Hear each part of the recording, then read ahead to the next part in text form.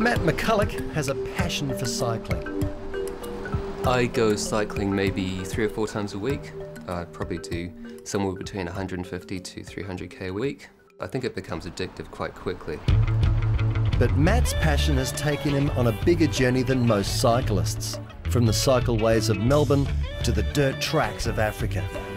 He's now responsible for shipping hundreds of bikes to Namibia and Zambia, where they change the lives of those who receive them. Melbourne is the first Australian chapter of Bicycles for Humanity, and it started a couple of years ago, really after I found out that an old friend of mine had been in Africa for the last, at that point, 4 years, running an organisation called Bicycle Empowerment Network Namibia.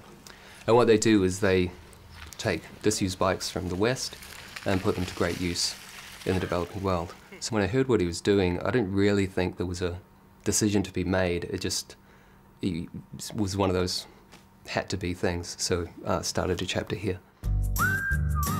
When I started setting up Bicycles for Humanity, I had a lot of enthusiasm and not a clue about what I was doing.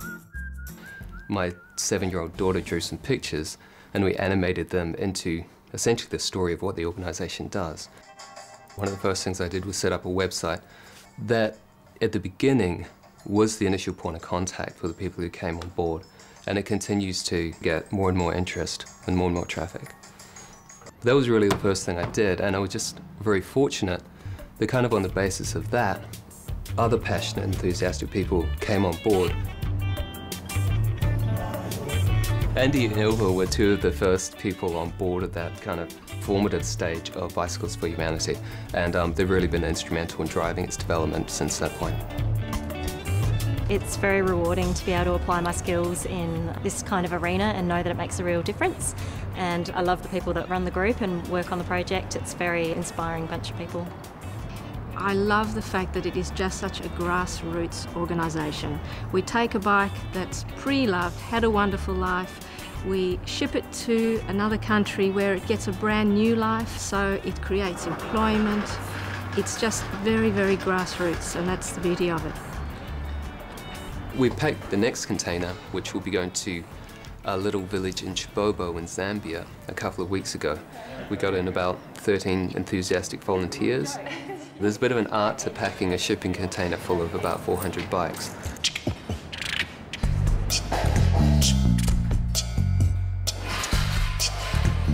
Bikes get stacked 3 high and then out from there. We had one woman who was literally in tears parting with her bike. She'd ridden it all around the world and had a kind of deep emotional connection to it.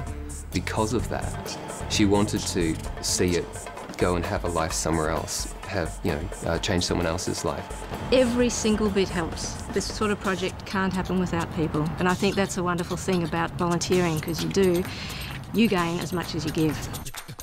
A bike here changes your life, sure. You'll be healthier, save money, all of these things. There, it's life-changing on a completely different level. I'm Florence Nunes. I help out at the Red Cross as a volunteer working with kids. Typically, many of the bikes are distributed to healthcare workers. They're really working at the rock face of the HIV/AIDS response there. For them, it means that they can travel twice as far, twice as fast, and carry 4 times the load. So it means they can spend longer with their patients, see more patients, and take supplies with them. Many of the other bikes are given to orphans from the same crisis. The container itself remains in Africa and becomes a bike workshop. It's like a prefabricated building, a kind of microfinanced business. It's the difference between being able to get an education or not, or the difference between having access to healthcare or not. It's very good. We are very thankful. Thank you for the donation. I'd like to say thanks for what you've done for us. I want to thank you for the donation. Thank you for helping us. Continue those who are asking help from you.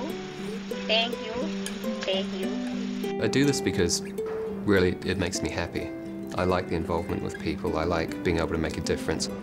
Matt is a wonderful guy. I feel privileged to have met him. He's just got a beautiful manner in that he just gets the best out of people. He's very inclusive. He's just so positive. He's the most positive person I've ever met.